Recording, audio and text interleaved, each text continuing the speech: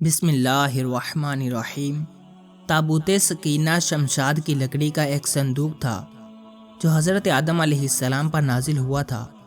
یہ آپ کی آخر زندگی تک آپ کے پاس ہی رہا، پھر بطور میراث یکے بعد دیگرے آپ کی اولاد کو ملتا رہا،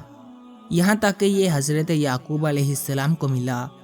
اور آپ کے بعد آپ کی اولاد بنی اسرائیل کے قبضے میں رہا، اور حضرت موسیٰ علیہ السلام کو مل گیا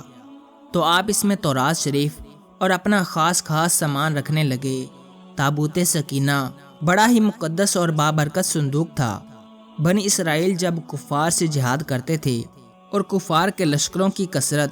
اور ان کی شوکت دیکھ کر سہم جاتے اور ان کے سینوں میں دل دھڑکنے لگتے تو وہ اس صندوق کو اپنے آگے رکھ لیتے تھے، تو اس صندوق سے ایسی رحمتوں اور برکتوں کا ظہور ہوتا تھا کہ مجاہدین کے دلوں میں سکون اور اطمینان کا سامان پیدا ہو جاتا تھا، اور مجاہدین کے سینوں میں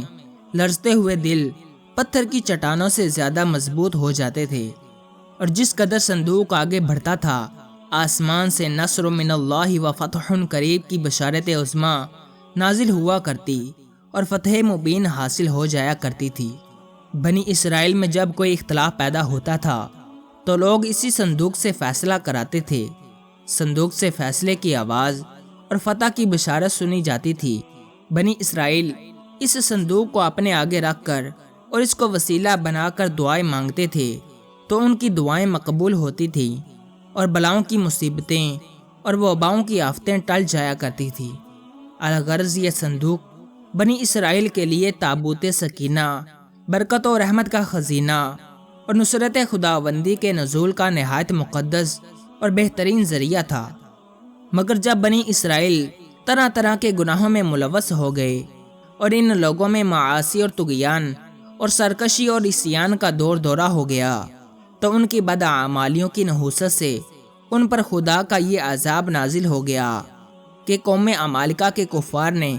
ایک لشکر جرار کے ساتھ ان لوگوں پر حملہ کر دیا۔ ان کافروں نے بنی اسرائیل کا قتل عام کر کے ان کی بستیوں کو تخت و تاراج کر ڈالا، عمارتوں کو توڑ پھوڑ کر سارے شہر کو تہس نہس کر ڈالا اور اس متبرک صندوق کو بھی اٹھا کر لے گئے۔ اس مقدس تبرک کو نجاستوں کے کوڑے خانہ میں پھینک دیا۔ لیکن اس بے ادبی کا قوم عمالقہ پر یہ وبال پڑا کہ یہ لوگ طرح طرح کی بیماریوں اور بلاؤں کے ہجوم میں جھنجھوڑ دیے گئے۔ چنانچہ قوم عمالقہ کے 5 شہر بالکل برباد اور ویران ہو گئے، یہاں تک کہ ان کافروں کو یقین ہو گیا کہ یہ صندوق رحمت کی بے ادبی کا عذاب ہم پر پڑ گیا ہے، تو ان کافروں کی آنکھیں کھل گئیں۔ چنانچہ ان لوگوں نے اس مقدس صندوق کو ایک بیل گاڑی پر لاد کر بیلوں کو بنی اسرائیل کی بستیوں کی طرف ہانک دیا۔ پھر اللہ تعالیٰ نے 4 فرشتوں کو مقرر فرما دیا جو اس مبارک صندوق کو بنی اسرائیل کے نبی حضرت شمویل علیہ السلام کی خدمت میں لائے۔ اس طرح پھر بنی اسرائیل کی کھوئی ہوئی نعمت دوبارہ ان کو مل گئی، اور یہ صندوق ٹھیک اس وقت حضرت شمویل علیہ السلام کے پاس پہنچا جب کہ حضرت شمویل علیہ السلام نے طالوت کو بادشاہ بنا دیا تھا،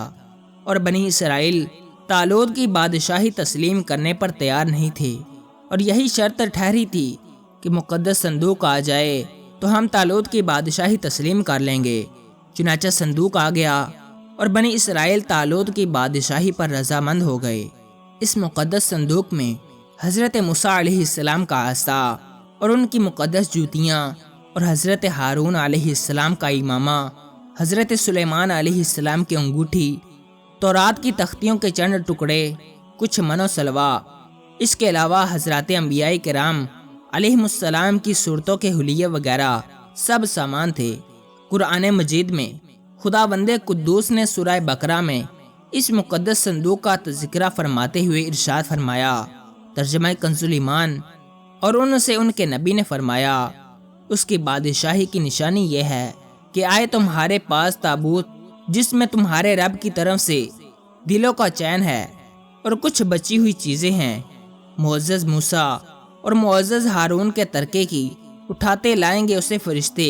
بے شک اس میں بڑی نشانی ہے تمہارے لیے اگر ایمان رکھتے ہو۔ بنی اسرائیل کے صندوق کے اس واقعے سے معلوم ہوا کہ بزرگوں کے تبرکات کی خداوند قدوس کے دربار میں بڑی عزت و عظمت ہے اور ان کے ذریعے مخلوق خدا کو بڑے بڑے فیوز و برکات حاصل ہوتے ہیں۔ دیکھ لو اس صندوق میں حضرت موسیٰ علیہ السلام کی جوتیاں، آپ کا عصا اور حضرت ہارون علیہ السلام کی پگڑی تھی۔ تو اللہ تعالیٰ کی بارگاہ میں یہ صندوق اس قدر مقبول اور مکرم و معظم ہو گیا کہ فرشتوں نے اس کو اپنے نورانی کندھوں پر اٹھا کر حضرت شمویل علیہ السلام کے دربار نبوت میں پہنچایا، اور خداوند قدوس نے قرآن مجید میں اس بات کی شہادت دی کہ فیہ سکینۃ من ربکم، یعنی اس صندوق میں تمہارے رب کی طرف سے سکینہ، یعنی مومنوں کے قلوب کا اطمینان اور ان کی روحوں کی تسکین کا سامان تھا۔ مطلب یہ کہ اس پر رحمت الہی کے انوار و برکات کا نزول اور اس پر رحمتوں کی بارش ہوا کرتی تھی۔ تو معلوم ہوا کہ بزرگوں کے تبرکات جہاں اور جس جگہ بھی ہوں گے، ضرور ان پر رحمت خداوندی کا نزول ہوگا، اور اس پر نازل ہونے والی رحمتوں اور برکتوں سے مومنین کو سکون قلب اور اطمینان روح کے فیوز و برکات ملتے رہیں گے۔ اور یہ بھی معلوم ہوا جس صندوق میں اللہ والوں کے لباس اور عصا اور جوتیاں ہو، جب اس صندوق پر اطمینان کا سکینہ اور انوار و برکات کا خزینہ خدا کی طرف سے اترنا قرآن سے ثابت ہے، تو بھلا جس قبر میں ان بزرگوں کا پورا جسم رکھا ہوگا، کیا ان قبروں پر رحمت و برکت اور سکینہ اور اطمینان نہیں اترے گا؟ ہر عاقل انسان جس کو خداوند عالم نے بصارت کے ساتھ ساتھ ایمانی بصیرت بھی عطا فرمائی ہے، وہ ضرور اس بات پر ایمان لائے گا کہ جب بزرگوں کے لباس اور ان کی جوتیوں پر سکینہ رحمت کا نزول ہوتا ہے، تو ان بزرگوں کی قبروں پر بھی رحمت خداوندی کا خزینہ ضرور نازل ہوگا، اور جب بزرگوں کی قبروں پر رحمتوں کی بارش ہوتی ہے، تو جو مسلمان ان مقدس قبروں کے پاس حاضر ہوگا، ضرور اس پر بھی بارش انوار رحمت کے چند قطرات برس ہی جائیں گے، کیونکہ جو موسلا دھار بارش میں کھڑا ہوگا، ضرور اس کا کپڑا اور بدن بھیگے گا۔ جو دریا میں غوطہ لگائے گا، ضرور اس کا بدن پانی سے تر ہوگا۔ جو عطر کی دکان پر بیٹھے گا، ضرور اس کو خوشبو نصیب ہوگی۔ تو ثابت ہو گیا جو بزرگوں کی قبروں پر حاضری دیں گے، ضرور وہ فیوز و برکات کی دولتوں سے مالا مال ہوں گے، اور ضرور ان پر خدا کی رحمتوں کا نزول ہوگا، جس سے ان کے مصائب و آلام دور ہوں گے اور دین و دنیا کے فوائد اور منافع حاصل ہوں گے۔ یہ بھی معلوم ہوا کہ جو لوگ بزرگوں کے تبرکات یا ان کی قبروں کی بے ادبی کریں گے، وہ ضرور قہر قہار اور غضب جبار میں گرفتار ہوں گے، کیونکہ قوم عمالقہ جنہوں نے اس صندوق کی بے ادبی کی تھی، ان پر ایسا قہر الہی کا پہاڑ ٹوٹا کہ وہ بلاؤں کے ہجوم سے بلبلا اٹھے، اور کافر ہوتے ہوئے انہوں نے اس بات کو مان لیا کہ ہم پر بلاؤں اور وباؤں کا حملہ اسی صندوق کی بے ادبی کی وجہ سے ہوا ہے۔ چنانچہ اسی لیے ان لوگوں نے اس مقدس صندوق کو بیل گاڑی پر لاد کر بنی اسرائیل کی بستی میں بھیج دیا، تاکہ وہ لوگ غضب الہی کی بلاؤں کے پنجہ قہر سے نجات پا لیں۔ جب اس صندوق کی برکت سے بنی اسرائیل کو جہاد میں فتح مبین ملتی تھی، تو ضرور بزرگوں کی قبروں سے بھی مومنین کی مشکلات دفع ہوں گی اور مرادیں پوری ہوں گی، کیونکہ ظاہر ہے کہ بزرگوں کے لباس سے کہیں زیادہ اثر رحمت بزرگوں کے بدن میں ہوگا۔ اس واقعے سے یہ بھی معلوم ہوا کہ جو قوم سرکشی اور عصیان کے طوفان میں پڑ کر اللہ اور رسول عز و جل وصلی اللہ تعالی علیہ وسلم کی نافرمان ہو جاتی ہے، اس قوم کی نعمتیں چھین لی جاتی ہیں۔ چنانچہ آپ نے سن لیا کہ جب بنی اسرائیل سرکش ہو کر خدا کے نافرمان ہو گئے اور قسم قسم کی بدکاریوں میں پڑ کر گناہوں کا بھوت ان کے سروں پر عفریت بن کر سوار ہو گیا،